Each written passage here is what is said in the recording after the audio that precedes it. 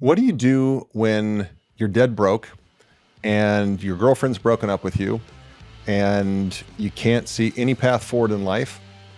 Well, you save up a few bucks and you move to Chicago and you start your life or restart your life. And that's what my guest today did.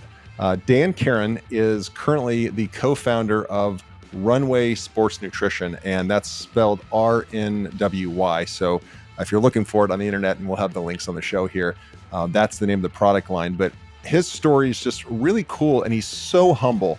I almost wish he would have been more, I did this, and then I did that, and I did this. But he's just a laid back dude with kind of this Eastern philosophical way about him that he talks a little bit about that later. But you'll find that, there's always a linear thread in all of these success stories and all of these people that I interview.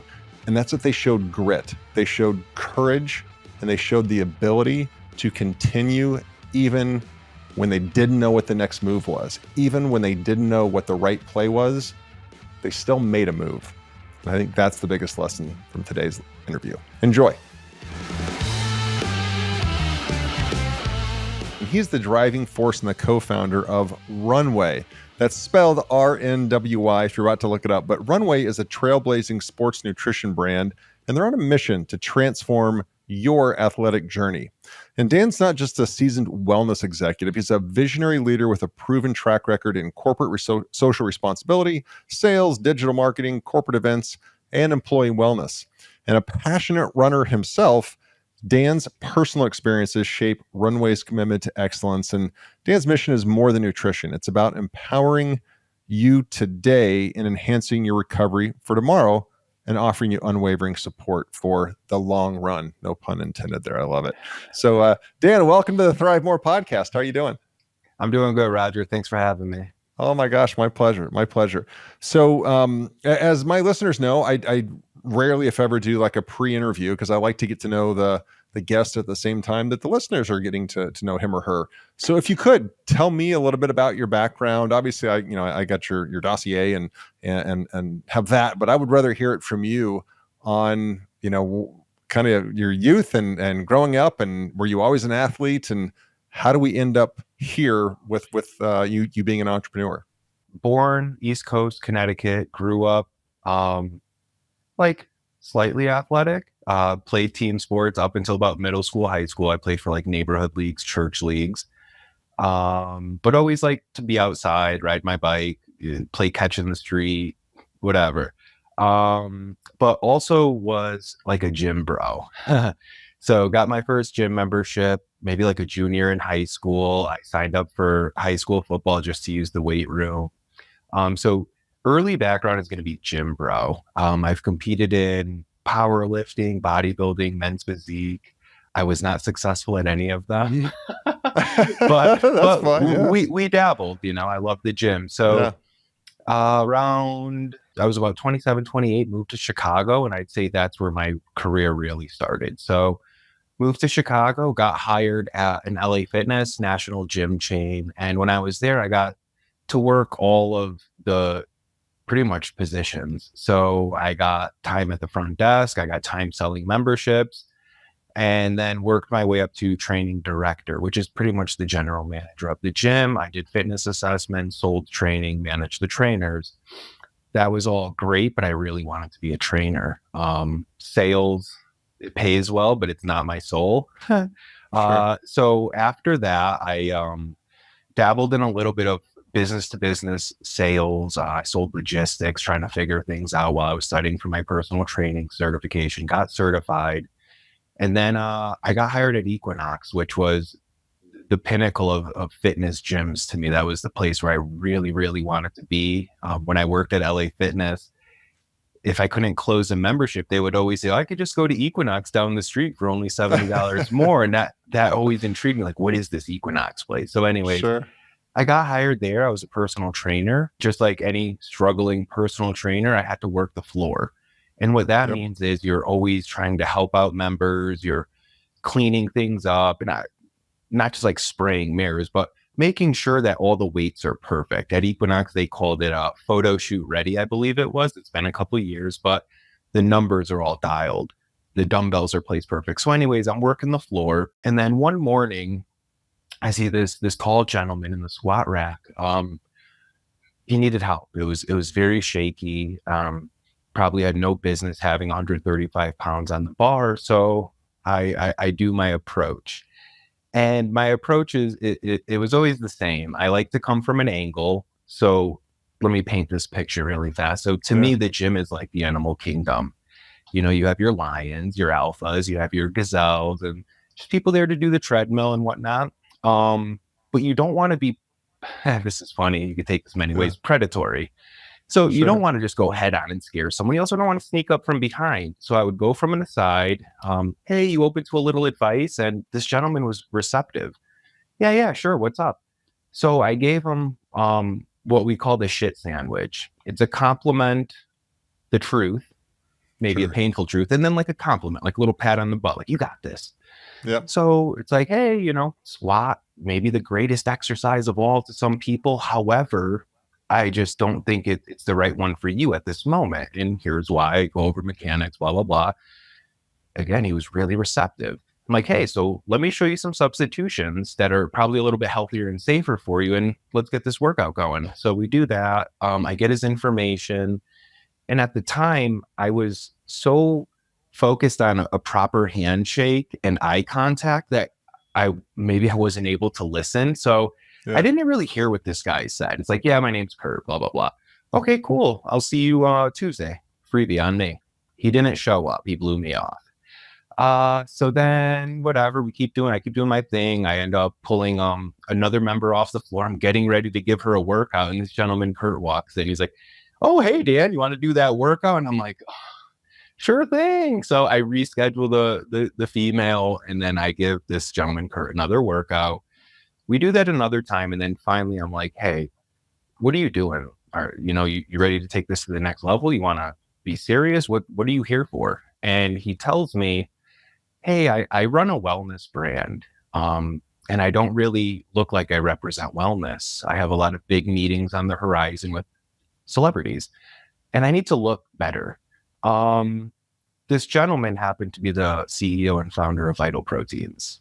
His name's Kurt Seidensticker. Vital Proteins is like, they started the collagen craze, in my opinion. Number one collagen company, the Blue Tub at Whole Foods. Anyways, sure thing. I sign him up on the third floor of Equinox, no front desk. So that's also a very proud moment for me. Because it was just on his cell phone. There was no card exchange. It was so fast and so like organic. It was great.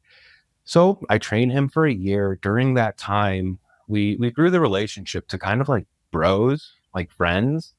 He introduced me to his family, his employees. He allowed me to work one of their events. So they had an expo at the Mr. Olympia show. That's the pinnacle of bodybuilding. He knew that was what I was into. So he let me work that show, and it was so fun. It was like the greatest opportunity. And then later on in that year, I just asked him for a job. Hey, I'm a single male. My family's on the East Coast. I could cook. I know how to meal prep. I'm your trainer. I'll travel with you. And it's because his travel was going through the roof. It was a very busy time for him. And as travel went up, his gains went down. Sure. So he wasn't eating proper. He was missing workouts. It happens. And he's like, I'll do you one better, Dan. But it's going to be like a three-headed monster. I'm like, oh boy, what's this? And he said, okay, you're going to still train me, but you're also going to train all of my employees. At the time, Vital Proteins corporate, it was only like 60 people. It wasn't much. So, okay, cool. And then you're also going to do digital marketing. So influencer marketing. That's what my day-to-day job turned into. And then also you're going to keep doing events. Okay, cool. So got hired at Vital. It was great. I'm on salary. I have like, steady income. It's beautiful. Sure. No more trainer life. But I still get to be a trainer. People that don't know that industry, like being a personal trainer is 100% commission. It's a sales job, not a training job. And people don't often stick with their fitness. So it's, you got high churn. Yeah. It is not an easy life. And people, especially people that are younger that want to get into it, they want to get into it because they love to lift. They love that lifestyle, but working in that job is completely different than going to the gym and Yeah. lifting. Like it's a grind. Yeah. You take this job on and you're doing digital marketing events and then training the employees. So then what happens next? Yeah. So that the original title was corporate wellness. So, make relationships with gyms, studios, do group activities, so on and so forth. I do that probably for like the first year, maybe year and a half. And then the digital marketing just took off. So my role on influencer marketing was we need men and we need fitness people. Vital was heavy, heavy beauty, especially back then. And they had a great product. So I started connecting with athletes. I started connecting with males and fitness people, a lot of CrossFitters. And that ended up turning into my day job. So no more training employees. I still did events. I would always do that. It was overtime. It was cool travel. It was great. And then I did that for about 6 years. Around 2022, Nestle Health and Science there was an acquisition of Vital Proteins. They bought the company. Yeah. It was like a 2-year deal. So they came in and it kind of shook up the culture. Sure, of course. We had very startup culture, even as $1 billion business. It was startup culture. It was really great. They shook things up and then I guess tightened up their focus, and athletics and performance was no longer a focus. So our budgets got caught. I was working on like the performance side of Vital Proteins. Yeah. And it was just an uphill battle. I didn't feel like there was even much for me to do anymore. There was nowhere to go. This segment is sponsored by Rockbox Fitness Franchising. Take control of your destiny and join the boutique fitness revolution with Rockbox Fitness. If you're ready to make a real impact in your community and own your own business that empowers people to achieve their best life, then Rockbox is the opportunity you've been looking for. They provide comprehensive support from site selection, upfit, training, and turnkey marketing, so you can open your studio with confidence and a strong recurring revenue member base. Visit rockboxfitness.com and click on franchise opportunities to learn more about this exciting venture in the fast-growing boutique fitness industry. It's time to turn your passion for fitness and for business into a thriving venture.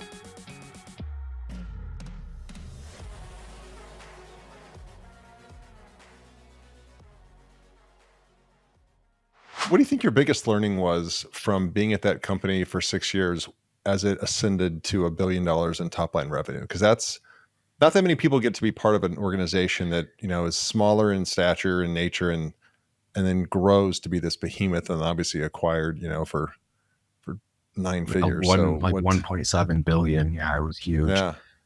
Some things I learned there, and I was also 10 fortunate enough figures. to be a direct report to the CEO. So even though I was Yeah. just very low on the totem, I reported to Kurt.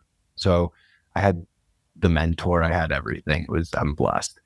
So some things I learned from there was fail fast and fail forward. And this is something I even have it Henry Ford right behind me. If Sure. you're not failing, you're really not, what are you doing? So Yeah. that was something. And an example of that, which I can tie into Runway, is like just get to 80%, put the product out, and then you learn how to get it to 100% from consumer feedback, from the people, from your learnings. So that was something very important. And that's like Kurt's motto: fail fast, fail forward. So that was one thing, and maybe the most important. Just go, get to 80, get it out, and you'll get to 100 through learnings. Another thing that I learned, which is, it's funny now that I actually control budgets and P&Ls, Yeah. is just give the product away. Give it Sure. away. If you have a wonderful product and you trust it and it works, people will come back. And they also remember that exchange. So I would do Reciprocity. CrossFit games. Yeah. Yeah. I would do these Yeah. expos in like 2019. Vital started maybe 2014, 2016. They do the road show. They're at all these shows. Anyways, people would still come up to me and say, "Oh my gosh, I remember when the tall founder gave me a full tub." And they remembered it for 5 years, Roger. 5 Wow. years. The founder gave me a full tub, blah, blah, blah. So I take that to the new company, Runway. Just give the product, get it in their hands. So we do a lot of sampling, a lot of free product. And that was how I was raised at Vital Proteins. My job was to get the product in people's hands. So There was one year where it actually caused a little trouble. I sent out almost $500,000 in free products. Oh, jeez. And when they crunched the numbers, they meaning the higher ups at Vital Proteins, it was, Kurt, what is your guy doing? He's running rogue. He's going wild. And I still work with a couple people from Vital Proteins. A lot of us migrated to this new venture studio I'm at. And they'll still bust my chops. Like Dan loves to just give away. Dan's a big spender. Sure. So those were two things I think that I took away from Vital. Fail fast, fail forward, and just do right by the people. Get the product in their hands. They'll remember it. So Dan, how do you go from that to being a co-founder of a supplement line? And supplements are, hyper competitive, super saturated market. And so, but you've seen somebody, but there's still room. Like there's still places to create white space and blue ocean. If you try to compete in the shark infested waters, it's, there's a lot of competition there. So I guess two questions. One, how did this come about? And then two, how did you define your guys' white space, your blue ocean in such a crowded market? Well, it happened around 2022. I messaged Kurt again. I took a little leave. I felt like I needed to spread my wings and get out of the boss's shadow. I failed fast.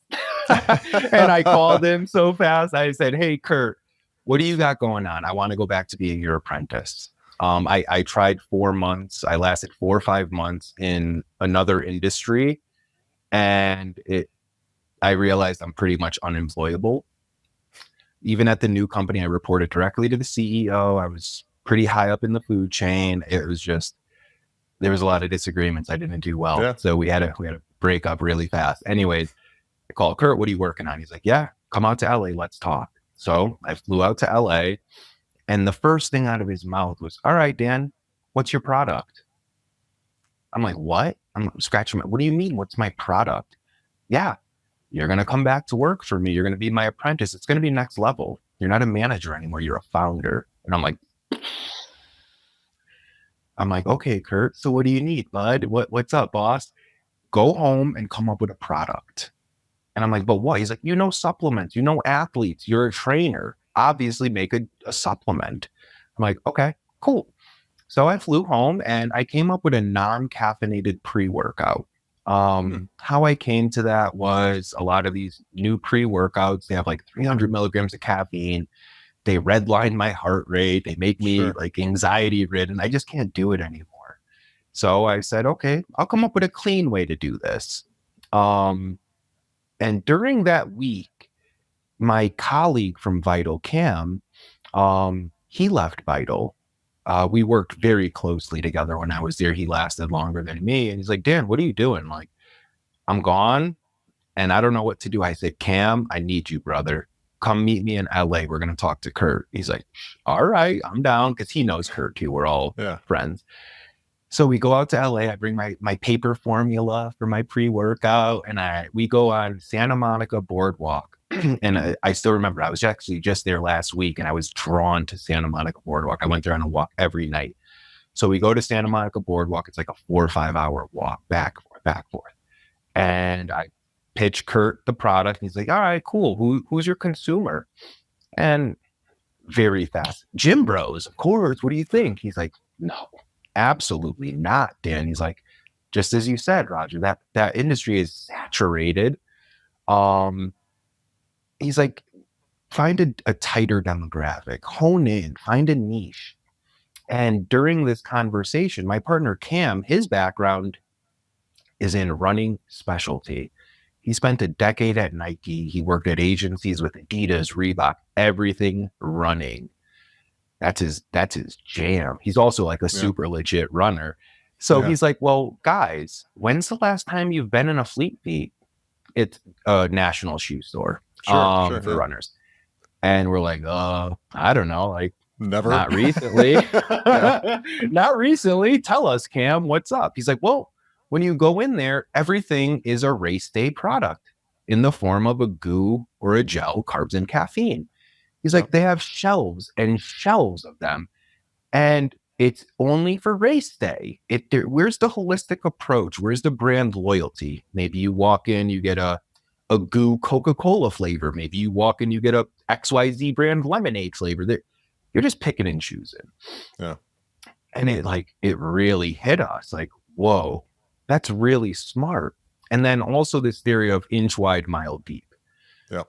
So that also stacked onto this, let's treat runners. Let's really serve the running industry and create a holistic approach.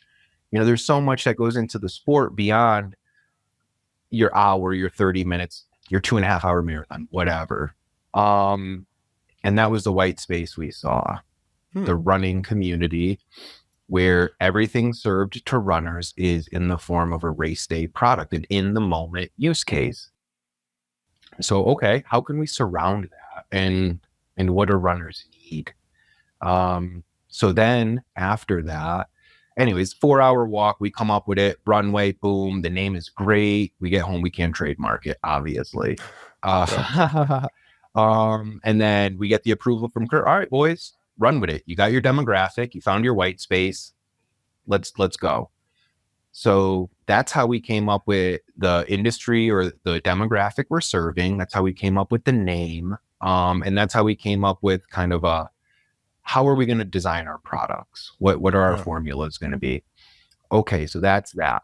We go back home, we start coming up with paper formulas, and it was super duper challenging. So we're like, geez, this is really hard.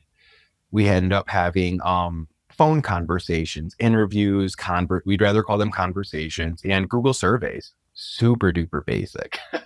And we're lucky enough to know a bunch of runners of all sorts, Couch to 5K, Ultra, and then from Cam's previous life at Nike, we talked to Olympians. Don't tell Nike, but we were on the Nike campus with Runway talking to Galen Rupp. So we have these interviews with legit runners of all sorts. And one of the questions was, what's your biggest fear?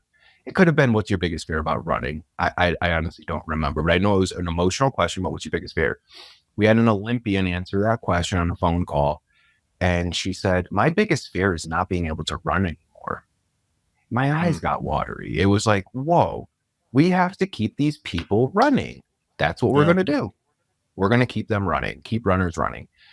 Okay, so now we have a little bit of idea how can we craft a formula that kind of supports this notion of athletic longevity, keeping people on their feet, keep runners running, whatever marketing lingo you want to put on it. We both come from Vital. We know collagen has lots of paperwork. It's a very, very great ingredient. It was still on the rise when we were coming up with it. So we said, okay, how could we utilize collagen but be different? So we search around, we start calling suppliers for ingredients. That's what I mean by suppliers. And we get a hold of a world-class collagen supplier. And I just asked them, like, what's the newest thing you got? What do you got? They start running through their peptides. A peptide is basically a chain of amino acids that doesn't have all 9 essential amino acids. Therefore, it's a peptide, not a protein. Just little low-level science there from a layman. And they introduced these 2 peptides that they have called 10 to Forte. I call it 10 to 4. 10 to Forte sounds a little fancy for me. And Fortigel. And they have clinical studies showing that they're, let's say, way more geared towards mobility than beauty, more athletics than aesthetics. That's a funny one. So we're like, all right, these are cool. I like this. Now, what could we stack with this? And now the backstory on benefit stacking, because we also have this tagline like simplify your routine, where we combine benefits into one product. And that comes from my background as a gym bro. Growing up, a pre-workout had everything. It had your stim pack, it had BCAAs, it had creatine, it had your nitric oxide booster for the pump, plus like a handful of vitamins and minerals to round it out. Nowadays, that's 4 different products, all at $30 to $40 a pop. It kind of angers me. Come on, companies. I get it. I think I'm a capitalist. I don't really get into politics and these labels and things, but I get it. You got to make money, but treat your consumer proper, be a good person, just going back to Kurt, give this stuff away, like be good. Newsflash, Dan, the fact that you're a co-founder of a company that's for profit, by definition, you're a capitalist. Yeah. Thank you, Roger.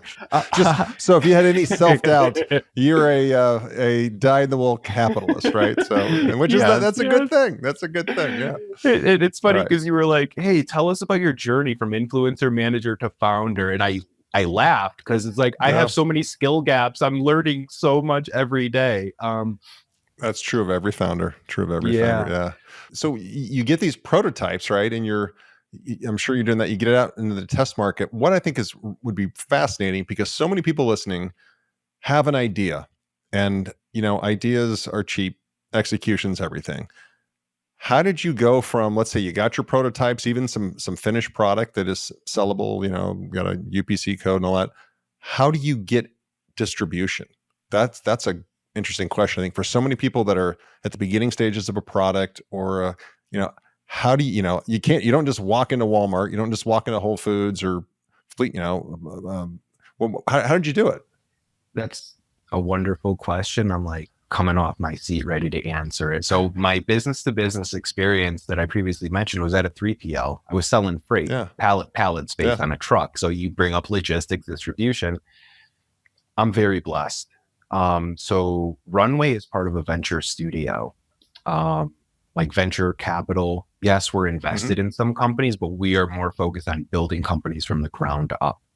So it's called Starshot Ventures Launchpad, and Kurt, the previous founder of Vital, is that founder, and he brought us all together. Anyways, distribution. We have our own manufacturing. Yeah, we're not a typical startup.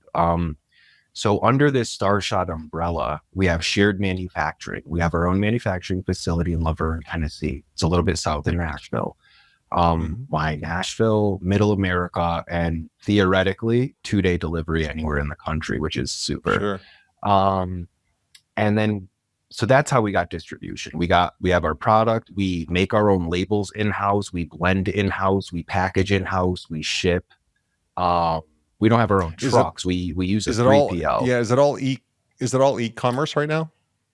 Kind of, like 98%. Yeah. We are in a couple fleet feeds in Denver. We're in a couple of specialty running stores, and we're on the feed.com, which is a really cool website to find supplements, especially for endurance athletes. But yes, the whole plan was D2C, Amazon website, and go full throttle on Amazon early rather than waiting. So that's our distribution. We ship out of our facility. We have fulfilled by merchant on Amazon, but we also have fulfilled by Amazon for same day shipping and so on and so forth. So we load into Amazon, they ship it. And that's how we got distribution. So again, I'm a different case. I'm very blessed. I have a wonderful backer company team. So I honestly, I don't know how to tell other people. Yeah, no, hey man, better be lucky than good sometimes. But it was all the hard work at Vital that, establish your reputation with Kurt. So you got to take credit for that. And it was you walking up to him when he was about ready to blow his knee out on the squat rack, right? That made this happen. So, well, how are you getting exposure then? So you've got your own distribution network. It's mainly D2C. So that model pretty straightforward. How do you get the word out though? And again, it's still, you're competing for attention now, right? As with a consumer product, you're competing for attention. How do you get that attention? A lot of our efforts have been in-person activations. So our whole marketing plan for about the first 2 years is free samples, give away full-size bags at in-person events. That's how Kurt built Vital. We call it the road show, whatever you want to call it. Yeah. So every month we've launched last September. We're not a year old yet. We're almost there. We try to have one really big couple thousand people event per month that we most likely have to travel to, and then have a really strong presence on the ground in Denver. My partner has a strong presence on the ground in Chicago. And what that means is we do a ton of run clubs. That's how we got on the shelves of Fleet Feet. Was I got invited to a Fleet Feet run, maybe through a shoe rep. I don't even remember. I kept showing up. It's very similar to how me and Kurt became bros and mentor mentees. I kept showing up, kept showing up. Sure. And finally, after we introduced Runway to all their consumers, their crowd, their runners, they say, hey, we'd like to bring you on shelf. So that's how we get the word out. We have an Instagram, runway.life. We have ads, we have keywords, we have basic marketing. We have a small group of ambassadors and influencers, but primarily it's field marketing, booth setups, table setups, and sampling. And we feel really It's like strongly about that because races, I our would product tastes imagine. good. Yeah, yeah. So LA Yeah, Marathon, yeah, Miami yeah. Marathon, Big Sur. I was just at it's called Idea World in Gotcha. LA, and it's personal trainers and fitness professionals. But yeah, table setups, field events. That's how we get the word out. Wow. And any plans to, corporately get Fleet Feet to stock you nationwide? Is there, I guess, Yeah. what does the brand aspire to? What do you guys aspire? Do you want to be on all the shelves? Do you still want to be B2C? Yeah. So right now, I look at the shelves that we're on as kind of a marketing play more than sales. And the way I view it or the reason I view it this way is because Runway is an infant. But when you go on the feed or you go to Fleet Feet, we're on the side of Scratch. We're on the side of Tailwind. We're on the side of Martin, Therabody. We're on the side of big names. So to me, it's brand recognition Yeah. right now, currently. I'd love to be nationwide Fleet Feet. We have to prove ourselves. So little by little, Cam is working the Yeah. ground in Chicago. We did some activations in Cali. But we'd love to be obviously nationwide there. Runner's Roost, their competitor, another specialty shoe store, REI would be lovely. I don't think we have the brand recognition for, Walmarts and Targets yet. So I'm not even going to go there. Sure. The thing I would hate the most is for our product to sit on a shelf. I'd rather not be on a Yeah. shelf than like have no turns. So yeah, building it from the ground up. I'd love to get nationwide Fleet Feet. I'd love to get in Runner's Roost. And then there's a couple really cool specialty shoe stores like The Exchange. That's in Nashville, really cool. The Loop in Austin, really cool. And then Cam has a couple cool Yeah. ones in Chicago, like Naperville Running and Heartbreak Hill. So the shoe stores, I see them as brand recognition. That's the goal for now. Yeah. And then Yeah. once more people know about us, we'll start knocking on some bigger doors. But we don't have a sales crew. We're not cold calling. It's just 2 employees and an intern. Lean and mean, man. That's a startup. That's a startup. Some people, they don't realize that if you want to get into, I don't know how Walmart works specifically, but I know that CVS and Walgreens, those two in particular, which always have a nutrition section and a performance nutrition section. If you're a smaller brand, if you're not a national big player, you have no bargaining power, and they'll do what's called pay per scan, meaning you probably know this, you gotta give them the product and fill up their, I don't know how many thousand stores with your product, make zero money. So you're floating all that cash and all that inventory. And then as they scan one, somebody buys it at the front, you get paid for one. Somebody buys another one in some other city, you get paid for the second one.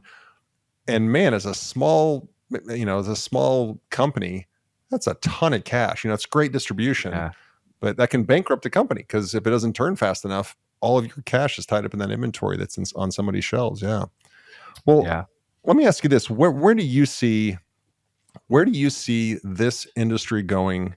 Because every time I think like it's been done, somebody will come up with a different way to do it, and then I'll see good companies that I think are that were fairly good products and seem to have a good track record and a clean record, tasted decent. I see them go out of business. So where do you see the future of the nutritional supplement performance nutrition world going? Couple ways. I think it's going to get cleaner and cleaner because we're in like the awareness phase or whatever you call this age we're in. People are, we're smarter. We have more resources to dig into research and just to fact find. So I think, the dyes, the artificial sweeteners, things of that will decline. And then something that I also believe is going to happen, and I'm partial because Runway is doing it, is combination products.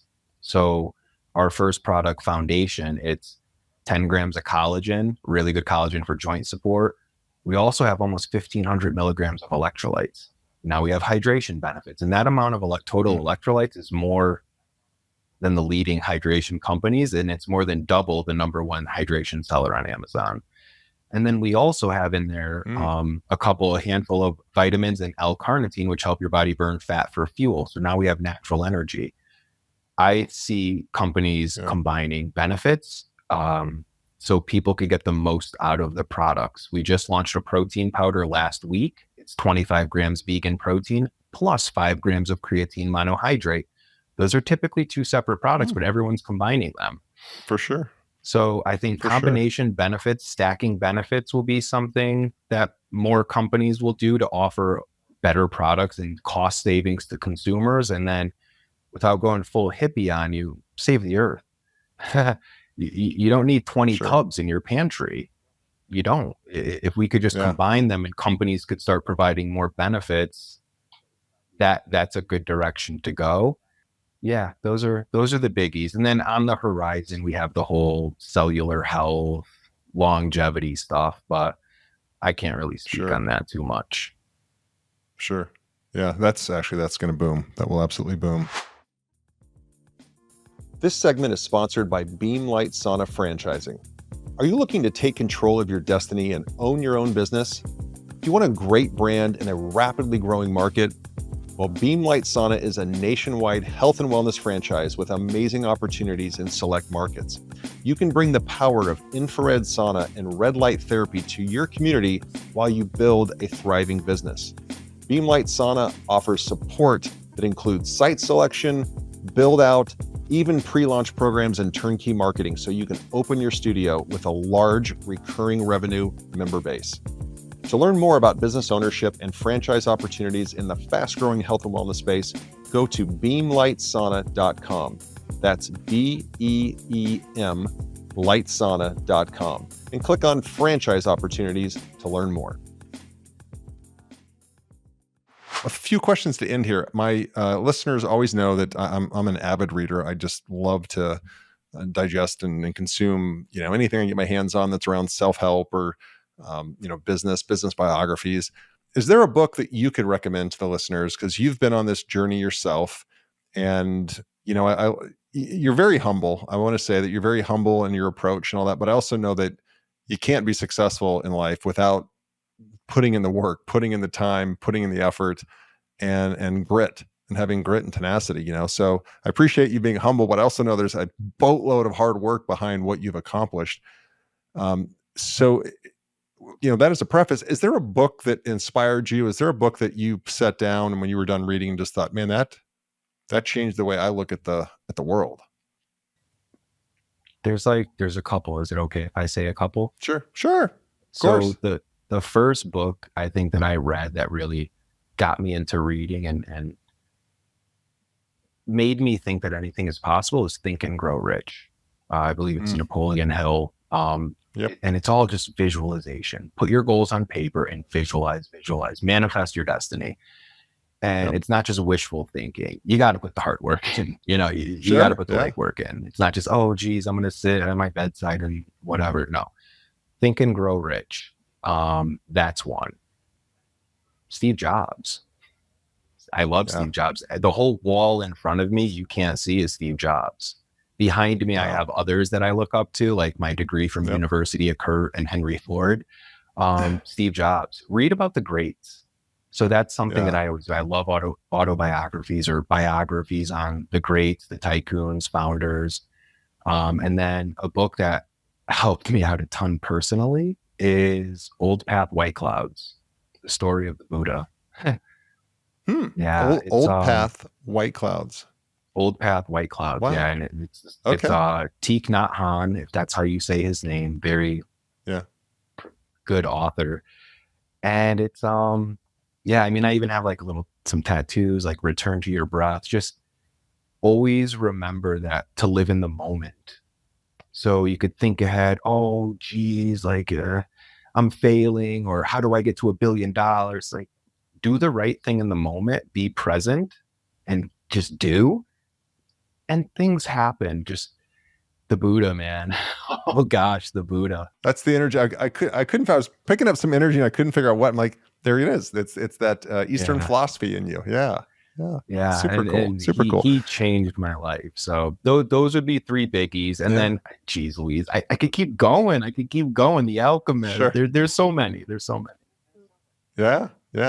Well, if we were to fast forward to the end of your life, Dan, and you were to, your life's ended, but you've lived this long, full, rich life, but you're looking down at your funeral and a loved one is reading your eulogy, but he or she is only allowed to pick 3 words to describe you. They can be 3 different words. They don't have to make a phrase or anything, but just 3 words to describe the life that you've lived, that you led.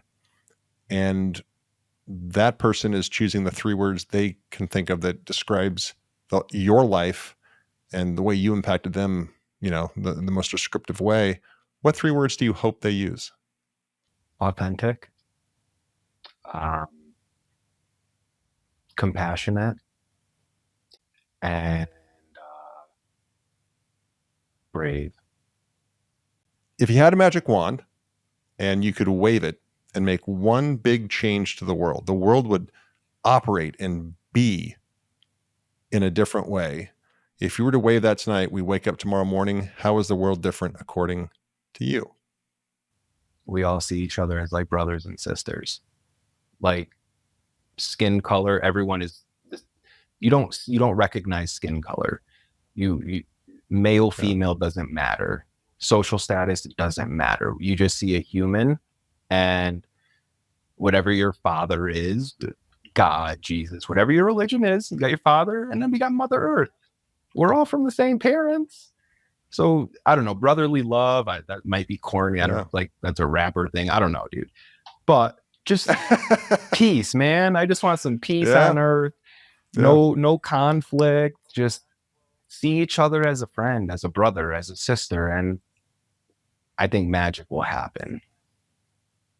Agreed. That's I get a very similar answer to that question.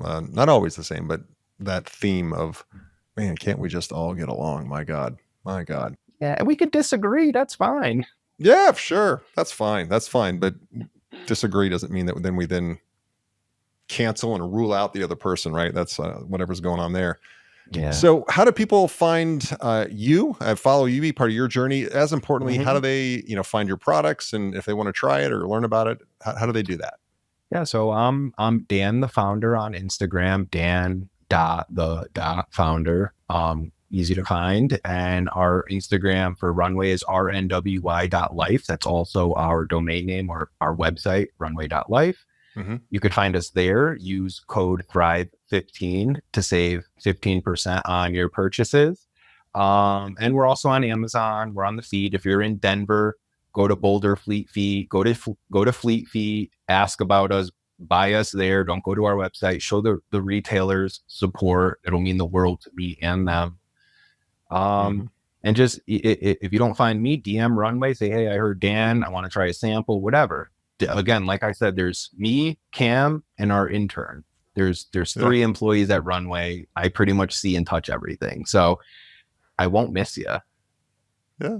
I heard Dan on the ThriveMore podcast. He said he'd send me $500,000 of free samples. That's what he said. That's what I heard. Over the course of 12 months. Yeah. Yeah, exactly. That's awesome. You listen. Thank you, Roger. Yeah. Love it, man. Hey, thank you so much. I'm grateful that you came on. I dig your energy. You're a very centered guy, and I like that. That's refreshing in today's world. So thank you for coming on the ThriveMore podcast. I really appreciate it. Thanks for having me. Great questions. And thanks for giving me the space to answer. Thank you for tuning in to the ThriveMore podcast. Don't forget to take a look at the show notes for any of the resources that we mentioned during the podcast. And if you haven't already, be sure to hit the subscribe button and turn on your notifications so you have access to the latest and the greatest. You can connect with me on any of the socials at Real Roger Martin. And be sure to check out our website, ThriveMoreBrands.com. There you'll find information on the brands we support and information on franchising. Thanks again for tuning in.